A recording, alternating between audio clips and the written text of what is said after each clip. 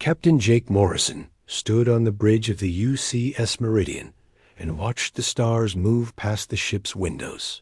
They were traveling to Haven's Rest, a big space station where different alien races met to talk about important things. This time, the talk would be about war. "Captain, we will reach the station in 2 hours," said Lieutenant Commander Alex Rodriguez. He was reading the ship's computers and checking their route. Alex had been Jake's second-in-command for 3 years now. He was good at his job and never complained, even when things got dangerous. Jake nodded and looked at the papers in his hands. The reports were not good. For the past 6 months, the Zephyrian Empire had been attacking smaller planets and taking them over. They were strong, very strong. Their ships had special shields that could stop most weapons. Their army was huge. Every planet they attacked had no choice but to give up. "Where is Ambassador Warren?" Jake asked. "She is in her room, reading the files about the Zephyrians," Alex replied. "She has been working all night." Jake walked through the ship's halls to find the ambassador. Lisa Warren was the best diplomat Earth had ever sent to space. She had talked to alien races for 15 years and had never failed to make peace. But this time was different. This time, the aliens did not want to talk. They wanted to fight. He pressed the button next to her door. "Ambassador, may I come in?" "Yes, Captain." "Please come in." Lisa Warren sat at her desk with papers and computer. Screens all around her. She looked tired. Her eyes were red from reading too much. She had been studying everything about the Zephyrians since they left Earth. "What do you think about our chances?" Jake asked. Lisa put down her papers and looked at him. "The Zephyrians are not like other aliens we have met. They do not want to trade or be friends. They want to own everything. They call it galactic unification, but it is really just slavery with a nice name." Jake sat down in the chair across from her desk. "What about the other races? Will they help us?" "The Sorens are afraid. The Mentari are afraid. Everyone is afraid." Lisa picked up a report and showed it to Jake. "Look at this. 3 major alien races have already given up without fighting. The Zephyrians just pointed their guns at them, and they surrendered." "But we are not like them," Jake said. "No, we are not." Lisa smiled for the first time in days. "That is what I am counting on." The ship's communication system made a beeping sound. Alex's voice came through the speakers. "Captain, we are getting close to Haven's Rest. The Zephyrian fleet is already there. They brought a lot of ships." Jake stood up. "How many ships?" 50 battle cruisers, Captain. Maybe more. They are not hiding the fact that they came here to scare everyone." Lisa gathered her papers. "Then we better get ready. This meeting will decide if there is going to be a war or not." 2 hours later, Jake and Lisa sat in the big meeting room on Haven's Rest. The room was round with seats for all the different alien races. The Sorens looked like big lizards with green skin. The Mentari were tall and thin with blue skin that seemed to glow. There were other races too, but they all looked scared. At the front of the room sat High Commander Vexthil of the Zephyrian Empire. He was big, even bigger than humans. His skin was gray and hard like stone. His mouth had sharp teeth that stuck out like a wolf's. When he talked, his voice was deep and scary. "The Zephyrian Empire has called this meeting to make an important announcement," Vexthel said. His voice filled the room. "We have decided that the galaxy needs to be united under one rule. Our rule." The other aliens in the room made worried sounds. Some of them were shaking. "We have already brought peace to many worlds," Vexthel continued. "The Corvin system, the Aldra colonies, the Helix Nebula. All of these places are now part of our empire. Their people are happy and safe under our protection." Lisa whispered to Jake, "Happy and safe means they are slaves?" Vexthul's eyes moved around the room and stopped at Lisa. We know that some races might not understand the benefits of joining our empire peacefully. That is why we are here today. To make things clear, he stood up. He was even bigger standing than sitting. The human race has been causing problems for our expansion. You have been helping other races resist our offers of peace. This must stop. Lisa stood up too. She was much smaller than Vexthul, but she did not look afraid. Ambassador Warren speaking for the human race. We help other races because we believe in freedom. We believe every race should choose their own path. Freedom is chaos, Vexthul said. Order is peace.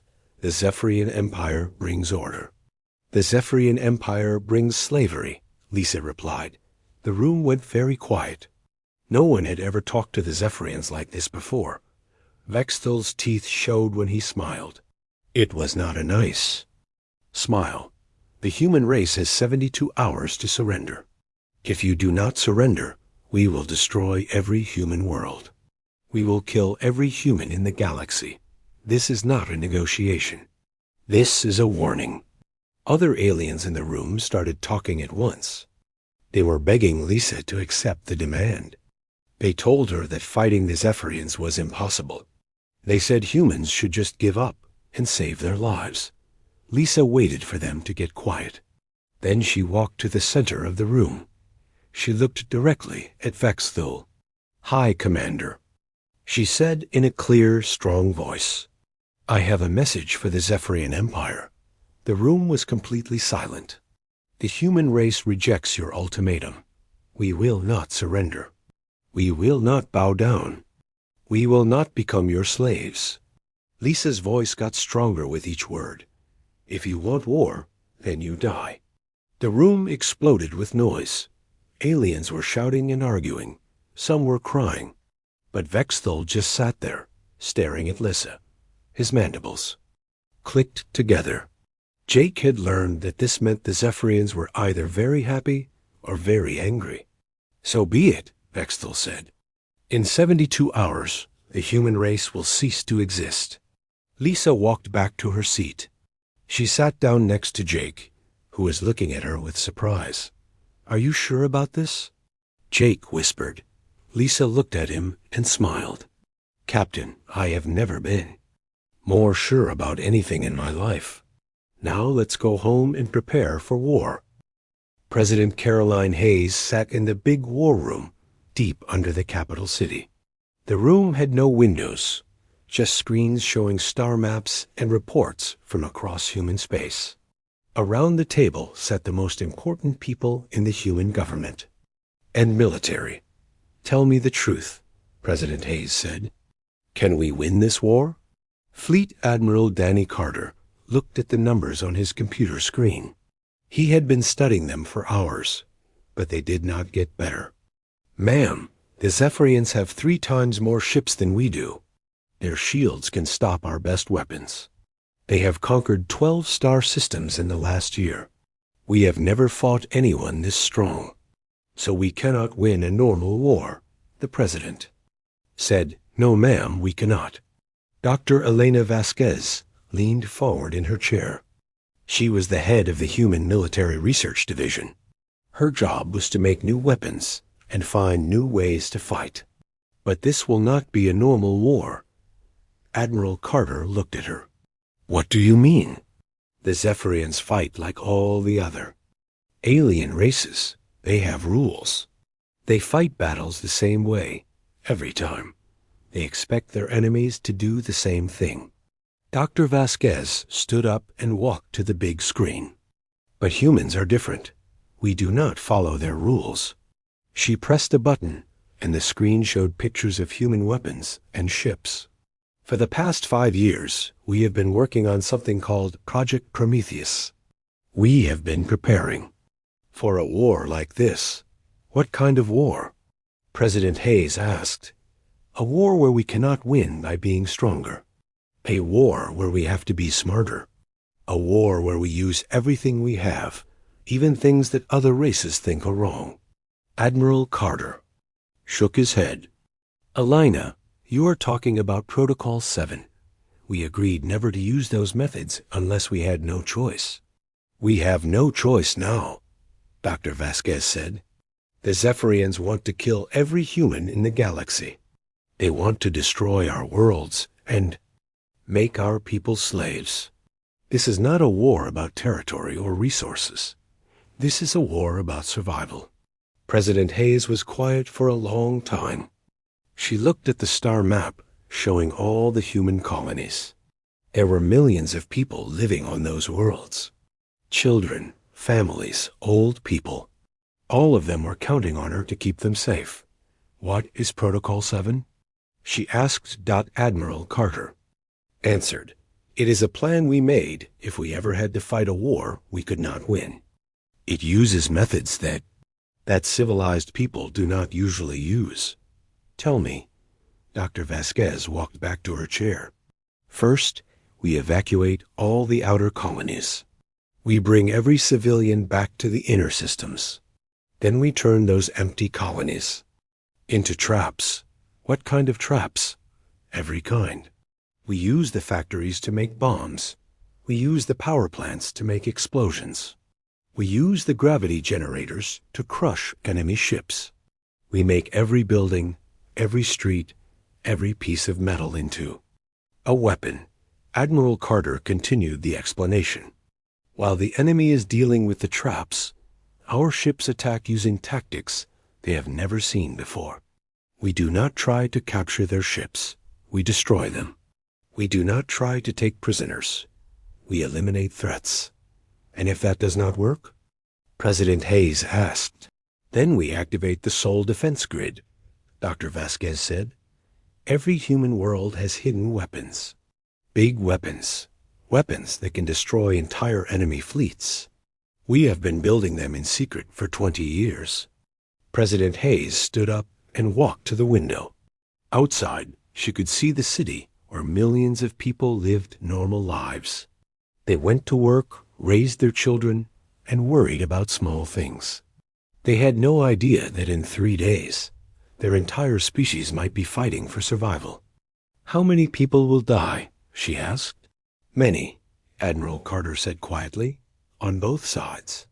But if we do nothing, all humans will die. The Zephyrians do not take prisoners. They do not let people live as slaves. They kill everyone and take the planets. President Hayes turned around. Do it. Activate Protocol 7. Send the evacuation orders to all outer colonies. Prepare the Sol Defense Grid. And Admiral Carter? Yes, ma'am? Send a message to every human ship in the galaxy. Tell them that Earth has not forgotten them. Tell them that we fight together or we die together. Meanwhile, on the space station, Haven's Rest, Captain Jake Morrison watched the Zephyrian fleet through his ship's cameras. There were so many enemy ships that they blocked out the stars. Each ship was bigger than anything humans had ever built. Their weapons could destroy a city with one shot. Captain, Alex Rodriguez said, we are getting a message from Earth. It is marked as top secret. Jake walked to the communication station and put on the headphones. The message was from Admiral Carter himself. Captain Morrison, you and the Meridian have a new mission. You are to stay at Haven's Rest and continue to act like diplomats. But your real job is to watch the Zephyrian fleet and report everything you see. We need to know how they fight, how they communicate, and how they think. Jake took off the headphones. Alex, prepare the ship for extended operations. We are not going home yet. Sir, the Zephyrians said they would start their attack in 72 hours. Should we not get away from here? Jake looked at the enemy fleet again. No, someone needs to watch them. Someone needs to report back to Earth about what they do and how they do it. That someone is us. In her room, Ambassador Lisa Warren was writing reports for the government. She described everything she had learned about the Zephyrians. How they talked, how they made decisions, how they treated other races. Every piece of information might help Earth survive. She heard a knock on her door. "Come in." Captain Morrison walked in. "Ambassador, I wanted to thank you for what you said in the meeting." "Thanked me?" "I might have just started a war that will kill millions of people. You did not start this war. The Zephyrians started it when they decided to conquer the galaxy. You just made sure we do not go quietly." Lisa looked at her reports. "Do you think we can win?" "I think we can try. And sometimes trying is enough." Back on Earth, the evacuation began. Huge transport ships traveled to every outer colony. They picked up families, workers, and anyone who could not fight. The people did not understand why they had to leave their homes. The government told them it was for safety, but many were afraid. Commander Sarah Blake led one of the evacuation fleets. Her job was to get everyone off New Perth Colony before the Zephyrians arrived. The colony had 50,000 people. They had been living there for 30 years, building farms and factories and homes. "Commander, the last transport ship is loading." Now, her communications officer reported. Sarah looked at the colony below. Soon it would be empty. Soon it would be a trap for the enemy. She felt sad for all the people who had to leave their homes, but she also felt proud. Humans were willing to sacrifice everything to stay free. "All ships, this is Commander Blake. The evacuation is complete. Time to go home." As the human fleet left New Perth Colony, Sarah looked back one more time. The next time anyone saw this place, it would be a battlefield. But maybe, just maybe, that battlefield would help save the human race. The 72-hour countdown had begun. Across human space, people prepared for war. Some were scared, some were angry, but all of them were ready to fight.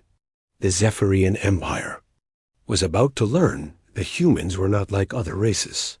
When humans were threatened, they did not just fight back. They fought to win, no matter what it cost. The war began exactly 72 hours after the meeting on Haven's Rest. High, Commander Vexthal sat in his command chair on the massive battleship Dominion's edge and watched his fleet move toward human space. He had 200 ships under his command, each one capable of destroying a planet. This would be the fastest conquest in Zephyrian history. "Commander, we are approaching the first human colony," reported his tactical officer. "New Perth Colony.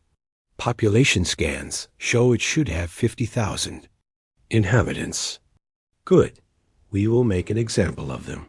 Destroy the orbital defenses first, then land troops. I want survivors to spread word of our power to other human worlds." The Zephyrian fleet moved into position around New Perth Colony. Vexthal expected to see human ships defending the planet.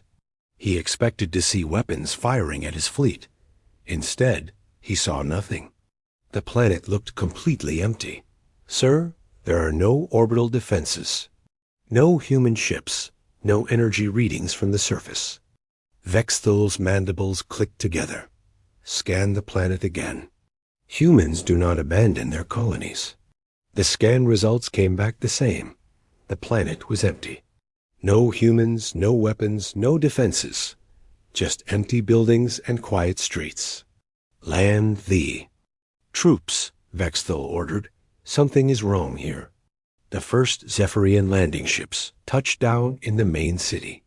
Soldiers poured out, expecting to fight human defenders. Instead, they found empty houses and abandoned stores. Their commander reported back to the fleet, "Sir, the city is completely empty. No humans anywhere. It looks like they left in a hurry." Vexthal was confused. Every other race had tried to defend their colonies. They had sent their armies to fight, even when they knew they would lose. But humans had just run away, searched the buildings, looked for clues about where they went. The Zephyrian soldiers spread out through the city. They kicked down doors and searched every room.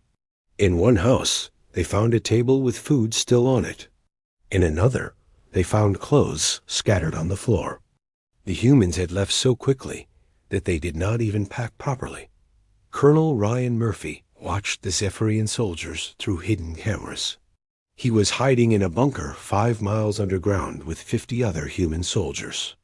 Above them, the enemy was walking through their trap. "Sir, the Zephyrians are in position.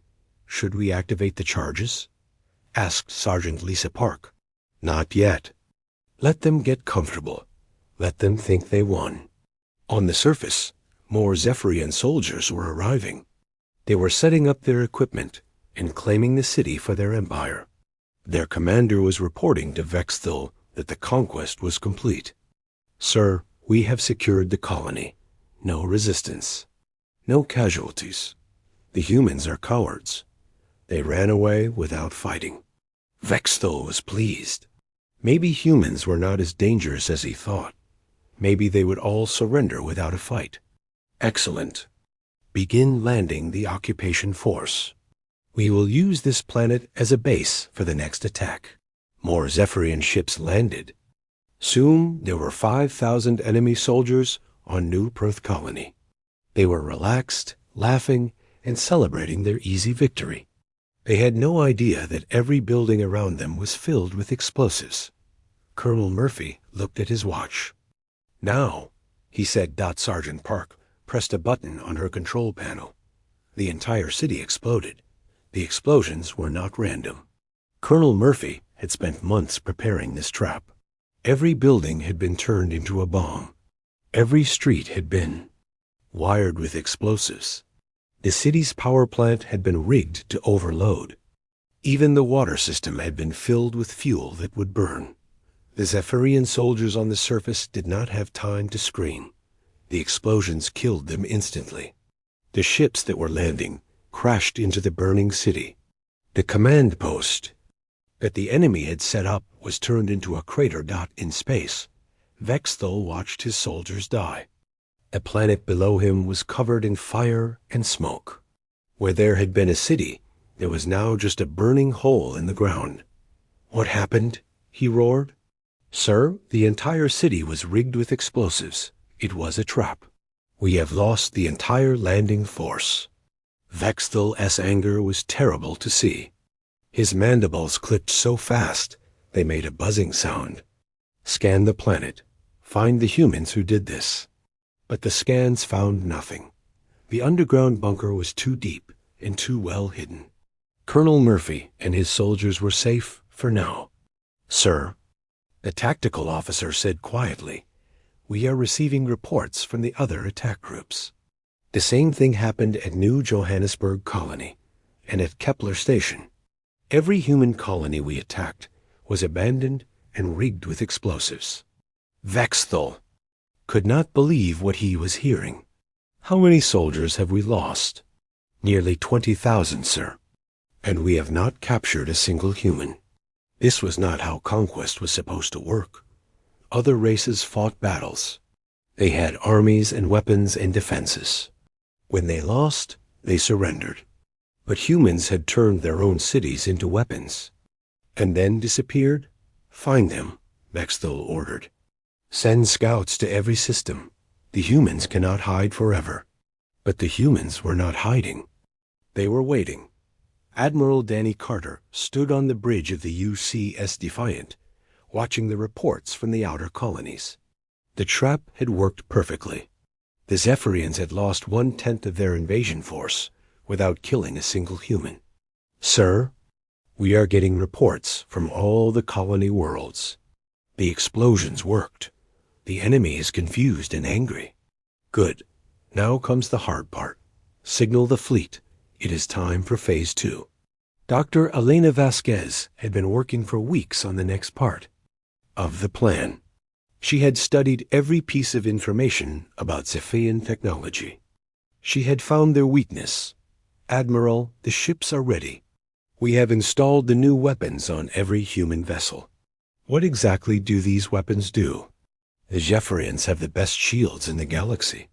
But their shields need constant communication with their command ships. If we can disrupt that communication, their shields will fail.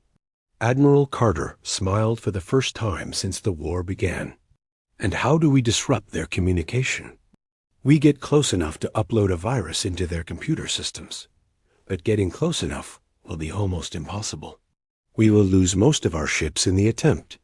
How many ships will we lose? Maybe 80%. But if it works, we can destroy their entire fleet.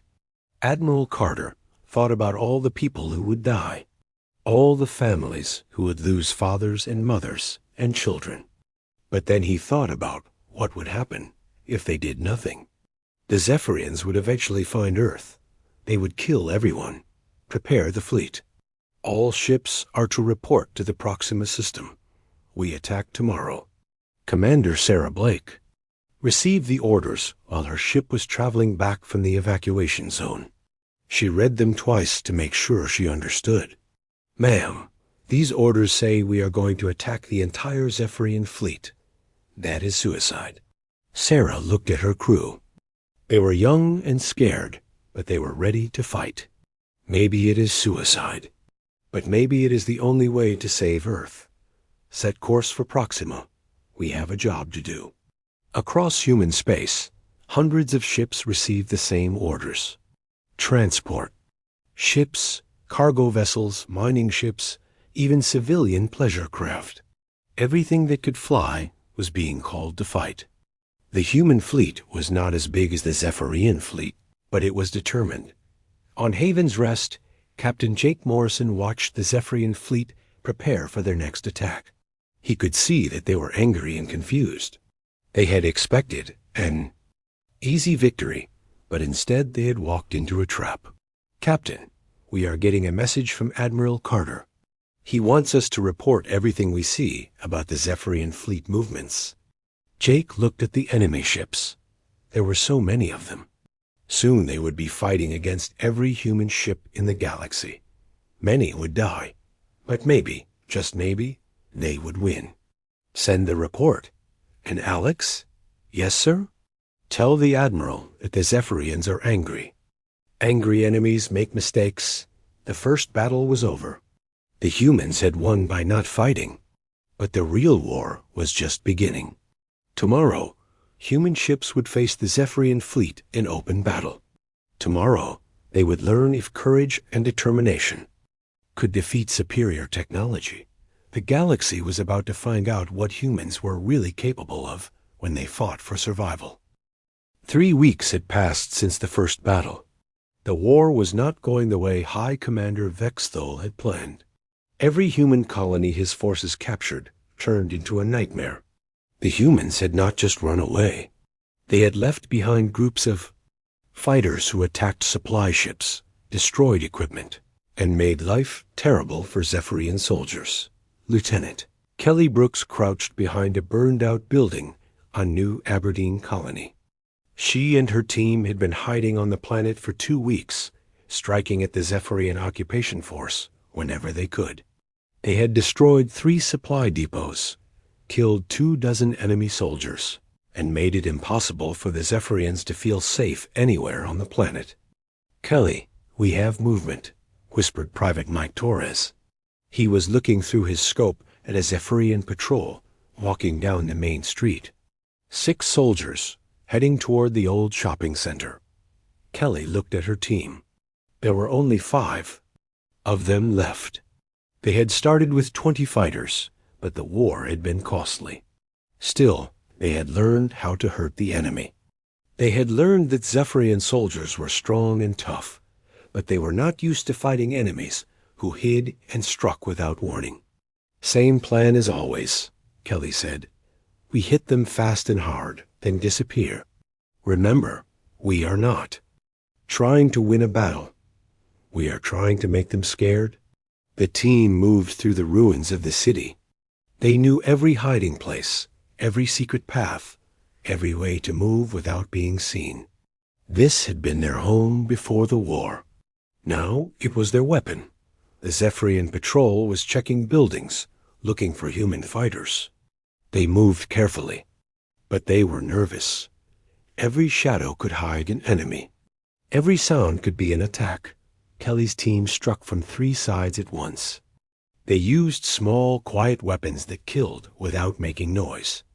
In 10 seconds, the patrol was dead. In 20 seconds, the human fighters had vanished back into the ruins. Base, this is Kelly. 6 more enemies eliminated. No casualties on our side. Copy that, Kelly. Good work. Intel reports that the Zephyrians are requesting more soldiers for occupation duty. You are making them pay for every planet they take. This was happening on every occupied world. Human resistance fighters were making the Zephyrians' victory expensive and dangerous. But Kelly knew that small attacks were not enough to win the war. They needed something bigger. That something bigger was being prepared by Dr. Elena Vasquez back on Earth. She had been working day and night on a weapon that could change everything. The weapon was not a bomb or a gun. It was a computer virus. Admiral Carter, I think we have found the answer, she said during a meeting in the war room. The Zephyrian shield technology depends on constant communication between their ships and their command vessels. If we can disrupt that communication, their shields will fail. Admiral Carter studied the plans on the screen. How close do we need to get to upload this virus? Very close. Within 1,000 kilometers. And we need to maintain contact for at least 30 seconds. That means our ships will have to fly directly into their fleet. Most of them will not survive. Yes, but if even one ship succeeds, the entire enemy fleet will be vulnerable. Admiral Carter was quiet for a long time. He was thinking about all the people who would die in such an attack. Good people. Brave people. People with families and dreams and futures. How many ships will we need? At least 50? Maybe more. The Zephyrians will try to stop us as soon as they realize what we are doing. And if this fails, then we lose the war. The Zephyrians will attack Earth, and we will have no way to stop them. Admiral Carter made the hardest decision of his life. Do it. Prepare the attack. I will lead it myself. Commander Sarah Blake volunteered to be part of the attack force. Her ship, the UCS Ranger, was fast and well armed. More importantly, her crew was experienced and brave. Ma'am, are you sure about this? Asked her weapons officer, Lieutenant Ben Murphy. The mission briefing says we have maybe a 10% chance of survival. Sarah looked at her crew. They were young, most of them barely out of training. But they had volunteered for this mission, knowing they would probably die. Ben, 3 months ago, the Zephyrians told us to surrender or they would kill every human in the galaxy. Today, we get to show them what happens when you threaten humanity. The human fleet gathered in the Proxima system. 50 ships, from huge battleships to small destroyers. Each one carried the virus that could destroy the Zephyrian shields. Each one was prepared to sacrifice itself to save the human race. Admiral Carter stood on the bridge of the UCS Defiant and looked at his fleet. These were the best ships and the best crews humanity had to offer. In a few hours, most of them would be dead. All ships. This is Admiral Carter. Today we face the greatest challenge in human history.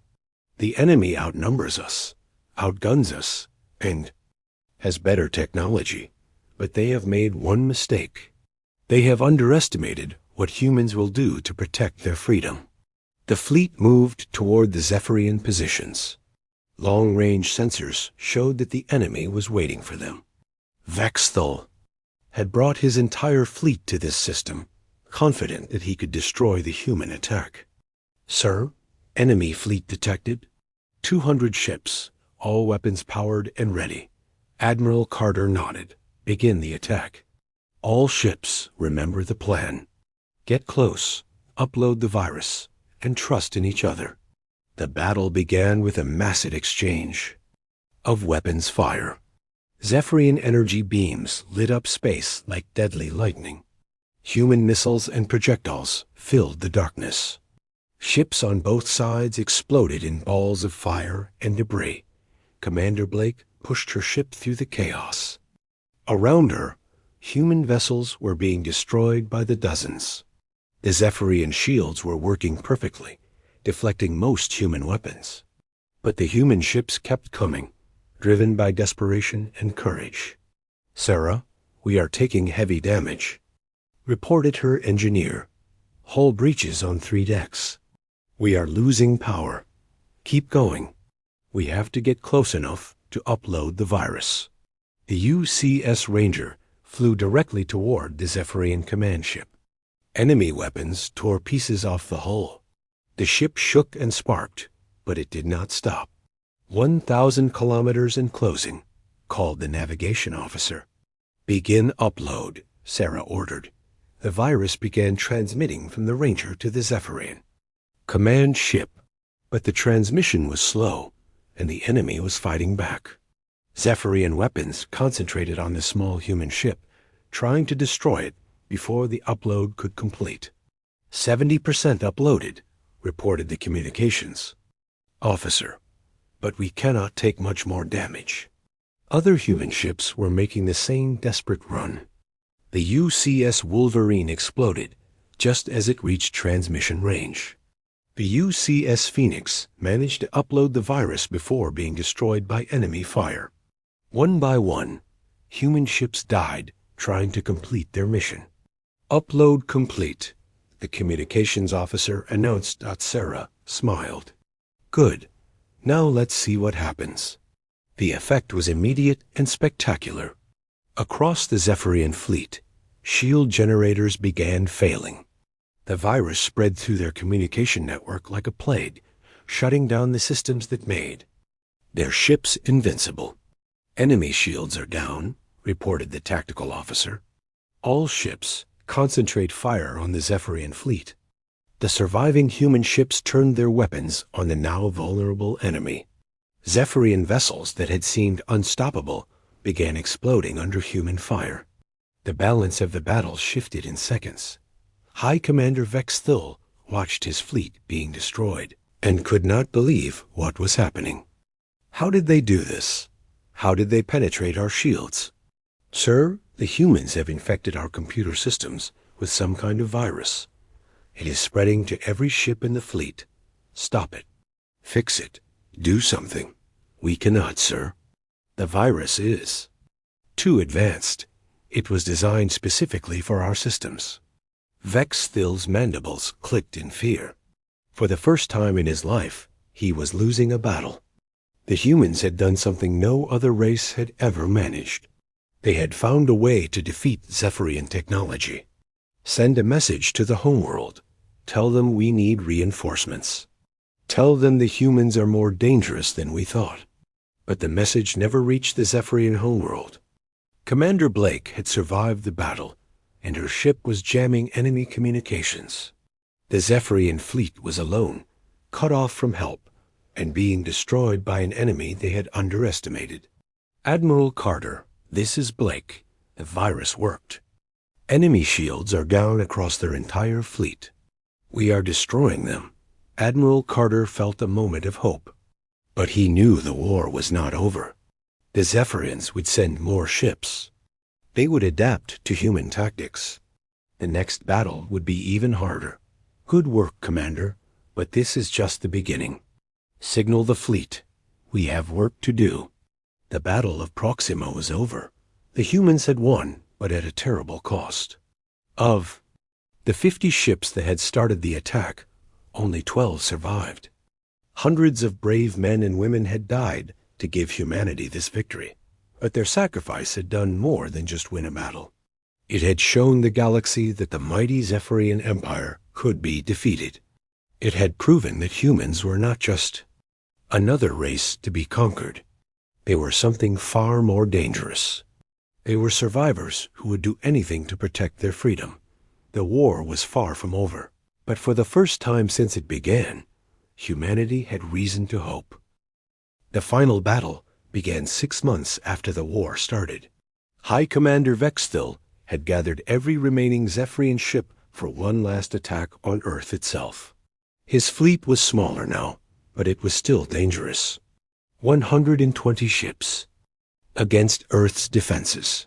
If he could destroy the human homeworld, the war would be over. "Sir, we are approaching the human solar system," reported his navigation officer. "Long-range scans show heavy defenses around Earth." Vexthal looked at the tactical display. The humans had built weapons platforms throughout their solar system. Space stations with huge guns, asteroid bases with missile launchers, and ships, hiding behind every moon and planet. "They are ready for us," he said. "Good. I want them to see their destruction coming." But Vexthal did not know about the Sol defense grid. For 20 years, humans had been building secret weapons throughout their solar system. Weapons hidden inside asteroids, weapons buried on airless moons, weapons that looked like space junk but could destroy entire fleets. Admiral Danny Carter stood on the bridge of the UCS Defiant, now the flagship of Earth's defense fleet. Around him, the largest human fleet ever assembled waited for orders. Every ship that could fight was here. Military vessels, converted cargo ships, even civilian craft with weapons welded to their hulls. "Sir, the Zephyrian fleet has entered the outer system. They will reach Earth in 4 hours. Signal all units. Begin Phase 1 of the defense plan." Dr. Elena Vasquez watched from the command center deep under Earth's surface. Her screens showed the positions of every weapon, every ship, every trap that had been prepared for this moment. The Sol defense grid was her masterpiece, and today it would be tested. "Activating Grid Section Alpha," she announced. "All outer system weapons are now online." The first surprise came as the Zephyrian fleet passed through the asteroid belt. What looked like ordinary space rocks suddenly opened fire. Massive energy beams and nuclear missiles erupted from hidden weapon platforms. 3 Zephyrian ships exploded before they knew they were under attack. "Sir, we are taking fire from the asteroids themselves," reported the tactical officer. "The humans have turned the entire asteroid belt into a weapon." Vexthal anger had been growing for months. Every battle had cost him ships and soldiers. Every victory had been temporary. The humans fought in ways that violated every rule of civilized warfare. They used suicide attacks, booby traps, and weapons that other races considered dishonorable. Destroy everything. If the humans want to hide weapons in rocks, then we will turn every rock in this system to dust. The Zephyrian fleet began systematically destroying asteroids. But for every weapon platform they found, 10 more remained hidden. The humans had spent decades preparing this defense. They had thought of everything. Commander Sarah Blake led a squadron of human ships in hit-and-run attacks against the Zephyrian fleet. Her ships would appear from behind a moon, fire their weapons, and disappear before the enemy could respond. It was not glorious warfare, but it was effective. "Sarah, we have taken out 2 more enemy ships," reported her weapons officer. "But they are adapting. They are keeping their ships closer together." "Good. That makes them easier targets for the big guns." The big guns were Dr. Vasquez's secret project. Hidden on the dark side of Earth's moon was the largest weapon humanity had ever built. A mass driver that could shoot projectiles at nearly the speed of light. When it fired, entire enemy ships simply vanished. Captain Jake Morrison was finally getting his chance to fight. The UCS Meridian had been modified with the latest human weapons and was leading an attack on the Zephyrian command ship. Jake's mission was simple: get close enough to board the enemy vessel and capture or kill High Commander Vexthal. "Captain, we are approaching the target. Enemy defenses are heavy." Jake looked at his crew. They had been through so much together. From the first diplomatic mission to Haven's Rest, through months of watching and waiting to this final battle. They were ready.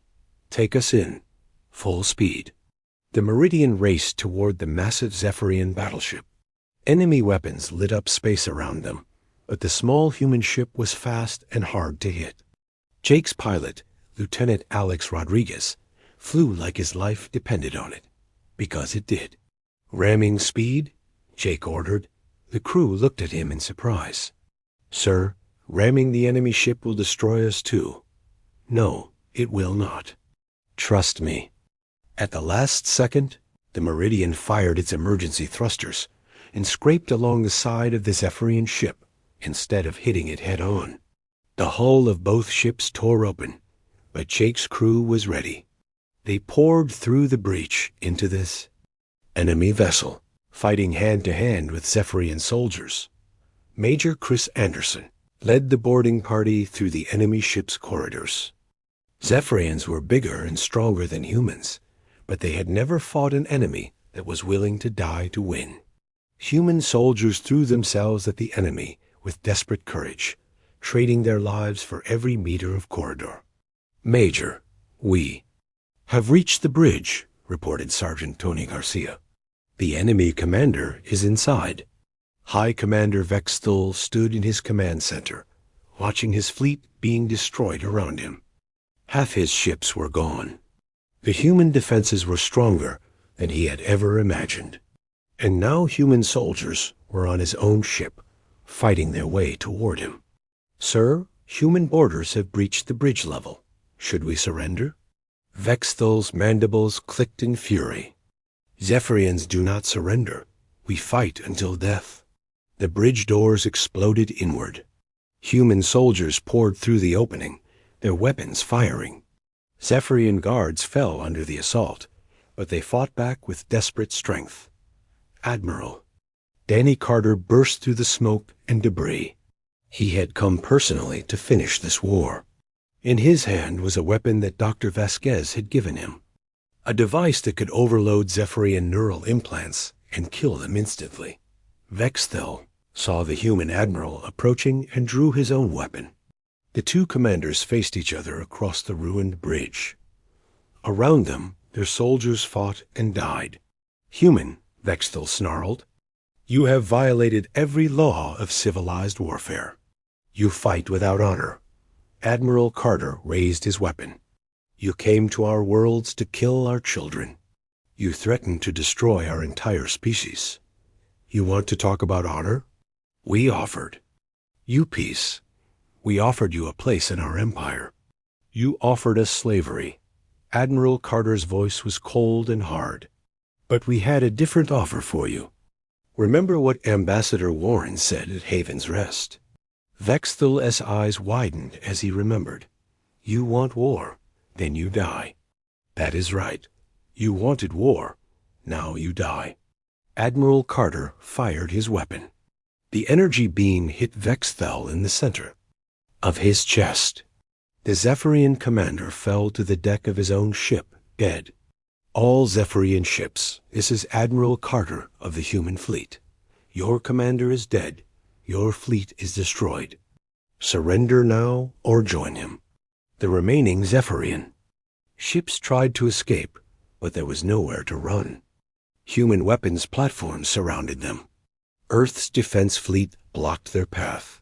One by one, they surrendered or were destroyed. The war was over.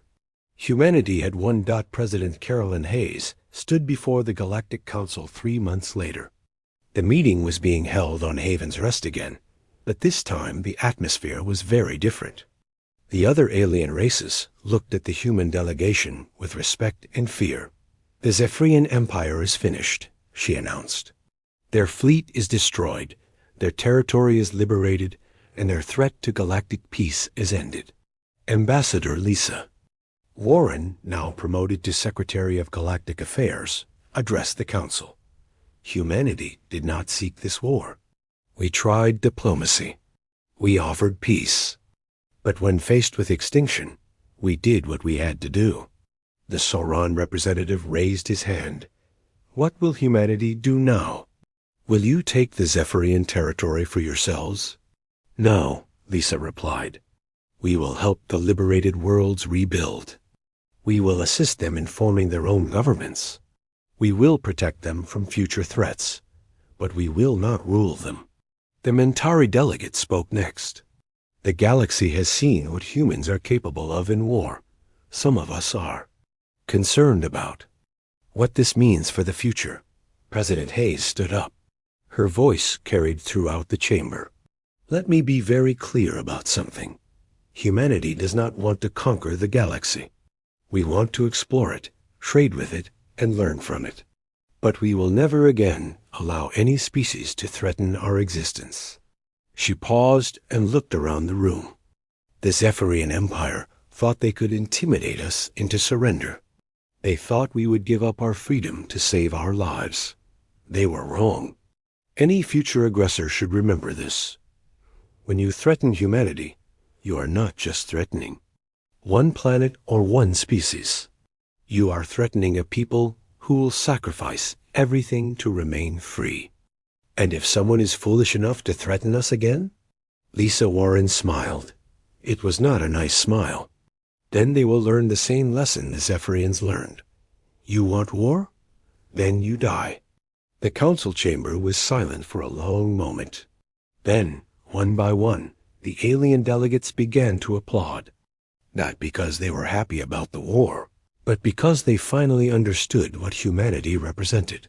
6 months later, Captain Jake Morrison stood on the observation deck of a space station orbiting New Perth Colony. The planet was being rebuilt by its original colonists, who had returned as soon as the war ended.